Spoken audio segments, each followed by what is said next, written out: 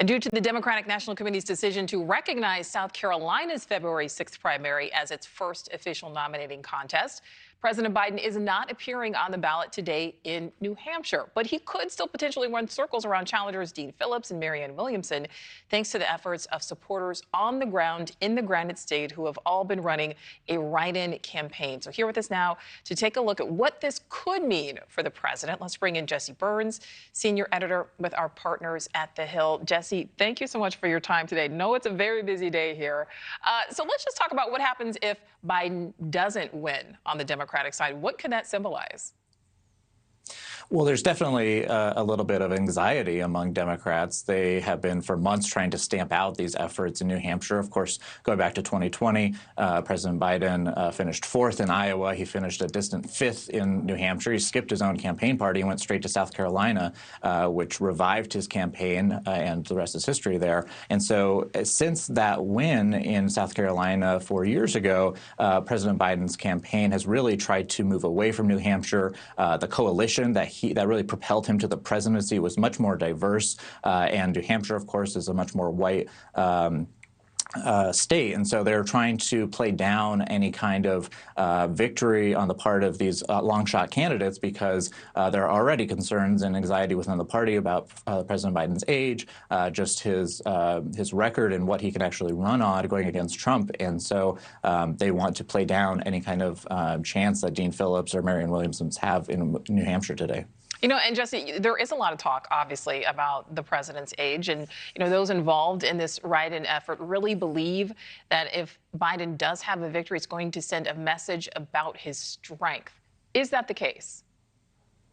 Well, I think it's going to contribute to chatter for the next few weeks. Of course, next week is South Carolina, the next primary, and that's where Biden is actually going to put a focus, has been campaigning. At the same time, some Biden cabinet members have gone to New Hampshire. In the past year, he's gone a couple times himself. So they're not totally ignoring New Hampshire, and you know, his allies are making a really across-the-board effort to try to get him to write in. He is expected to win it and get a majority, but even a small double-digit support for Dean Phillips or Marianne Williamson could continue some of that chatter of maybe Democrats should look to another candidate, even though the party has really coalesced around Biden. You know, and let's point out the obvious here: no delegates will be awarded based on today's primary. So ultimately, does it matter either way?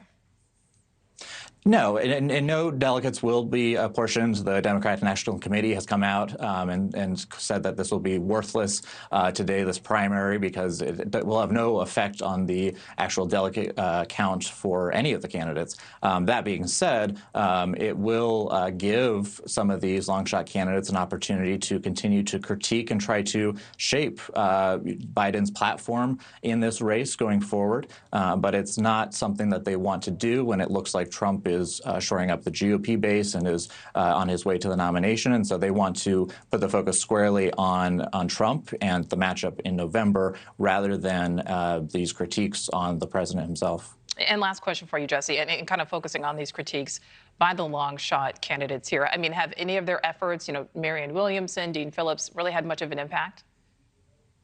Well, they've both seen around 8, 9, 10% in some polls, and so there is a little bit of appetite. I think Marianne Williamson finished like 14th in New Hampshire 4 years ago, so it's definitely not going to be a huge swing of support for either of them today. But it does give them an opportunity to at least justify staying in the race for a while longer. The DNC really has tried to ignore and play ignorant when it comes to this primary happening today, saying not even acknowledging that really it's happening and focusing on South Carolina. And so you are going to see some Democratic lawmakers looking at the results today, and depending on if there is, a chunk of the electorate, a fifth or a fourth that actually supports someone other than Biden, that is going to, raise some questions. Not a ton, but it's definitely going to raise some questions. Yeah, certainly something to keep an eye on, as so many other things. All right, Jesse Byrnes, thank you. Thank you for watching. Go to newsnationnow.com to find News Nation on your television provider, and don't forget to click the red subscribe button below to get more of News Nation's fact-driven, unbiased coverage.